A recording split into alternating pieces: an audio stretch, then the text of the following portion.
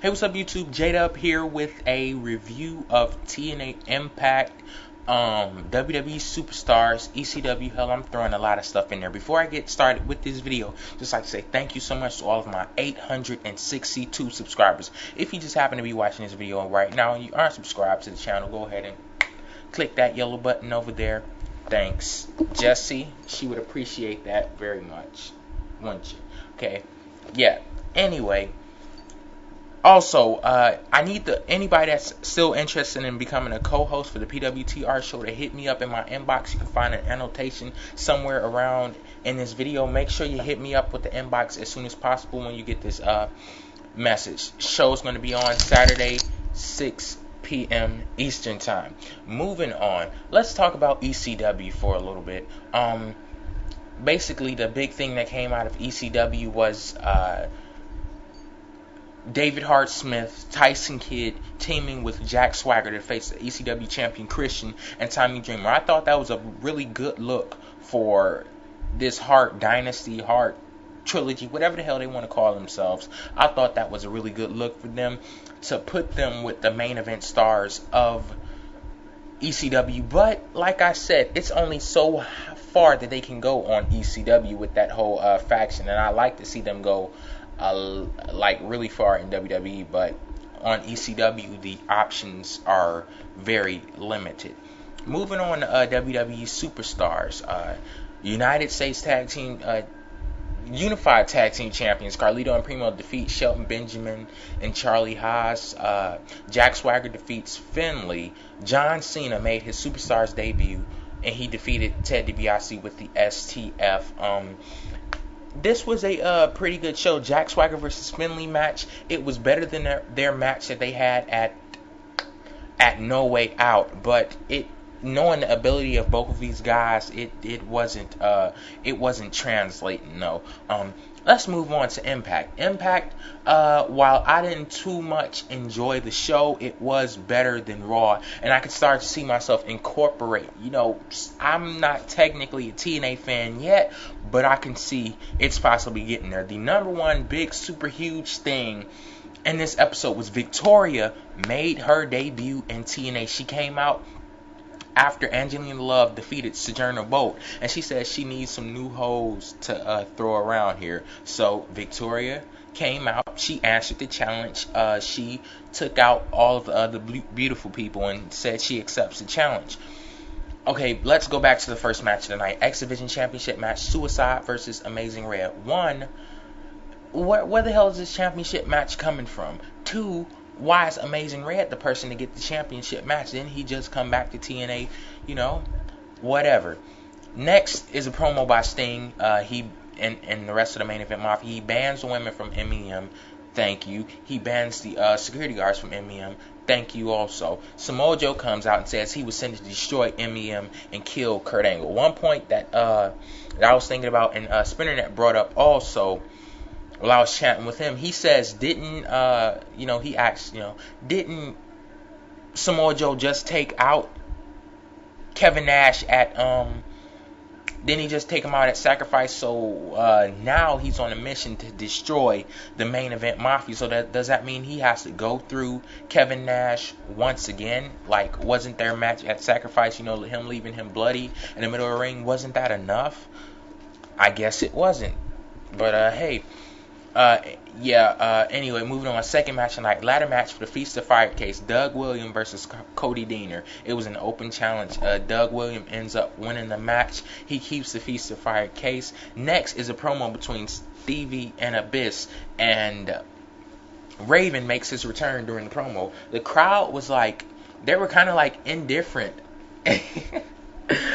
I'm watching Superstars right now. Okay, and if anybody saw the show, well, I won't say I'm watching it because I'm doing a review, but if anybody saw the show when Crime Time came out, they were on the mic and everything. So I just saw this old white lady in the audience, like, woo, woo, like it's like that. The split second I saw the TV, like she was on the screen. So that was that kind of took my attention away. Like that was really weird. But yeah, where was I at?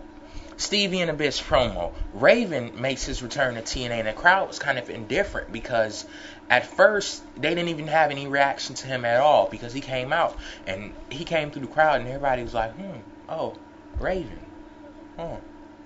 Raven. Oh, I wonder what he's doing here. Yeah, basically that was it. And he looks like basically a fat Jeff Hardy. That's exactly what he looks like. But yeah, he gets in the ring, and while Abyss is in a straitjacket, he attacks Abyss. And I wish, this is kind of harsh to say, but I wish Lauren would have got attacked because I cannot stand her at all. Her promos annoy the hell out of me. She seems like a high school girl. That's how her promos seem, like the one she had with Taylor Wilde the other day. Oh my God, you talked to him on the phone? Oh my God, I can't believe it. What happened? You're going on a date? Like, shut the fuck up. Am I watching, TNA or Saved by the Bell or something, But there's nothing wrong with Saved by the Bell. I just don't want to see it on TNA. Anyway, next match of the night was the Knockouts Championship match. Angelina Love versus Sojourner Bolt. Didn't she just have defend her championship a couple of days ago? And I know Sojourner Bolt won number one contenders match for the championship. But why would they give the championship match to Awesome Kong before Sojourner Bolt? That's crazy. But yeah. Anyway, next Mick Foley announces that he's only going to defend the TNA championship once a year. Fourth match of the night, King of the Mountain qualifying match, Jeff Jarrett versus Eric Young. Jeff Jarrett ends up winning. Eric Young attacks him after the match.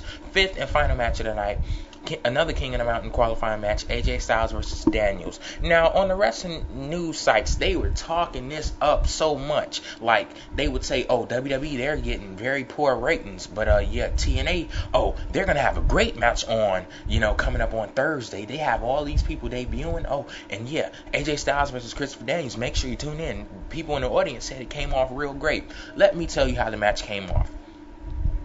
It was only about 5 minutes of actual wrestling that I saw with my own eyes, because the match started around 10:50. Impact ends at 11, so there's no way in hell they're going over 10 minutes in the match. But yeah, they get to the match.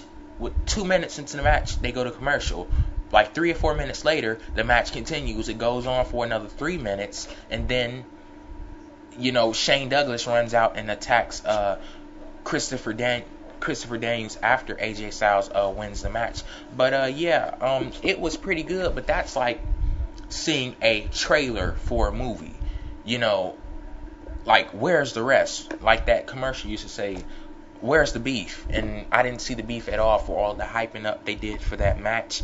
It like underwhelmed. Even though the portion of it that I did see was good. I'll give them their props for that. But I'd be surprised if any match on Impact tonight went over 5 minutes. Like, I'd be surprised. And if any matches went over 5 minutes, it was probably only one.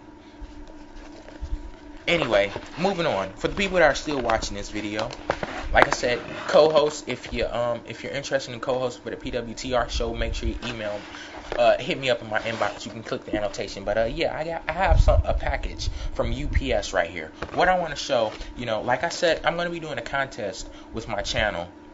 It's where people can win an autographed item from Ric Flair. I want to do something for the TNA fans also. TNA fans, I'm going to hold a contest. You guys can win a trip, all expenses paid, to an assholes convention. All you have to do is be 1, a TNA fan, 2, an asshole. That's the only qualifications. And here's the ticket right here. But yeah, with all jokes aside, this is a ticket to Slammiversary. A ticket that I purchased with my own money. And it was not a cheap ticket.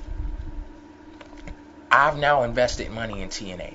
I've taken out my time for the money I worked hard for to invest in TNA.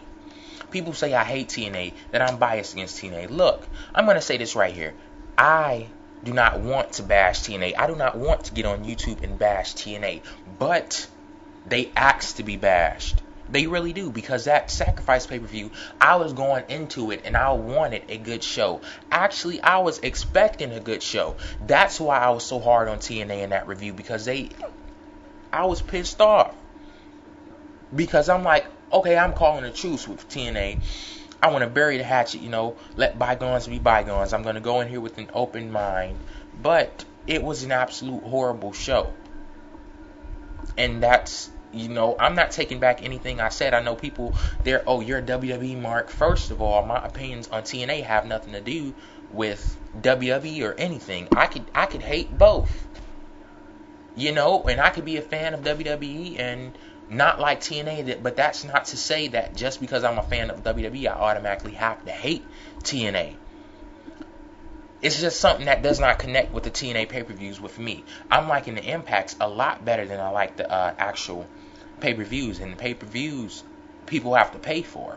And that's a damn shame. But, yeah, anyway, let me know what you think about J-Dub going to Slammiversary. And that's where I'll end this video. Rate, subscribe, comment. Peace out.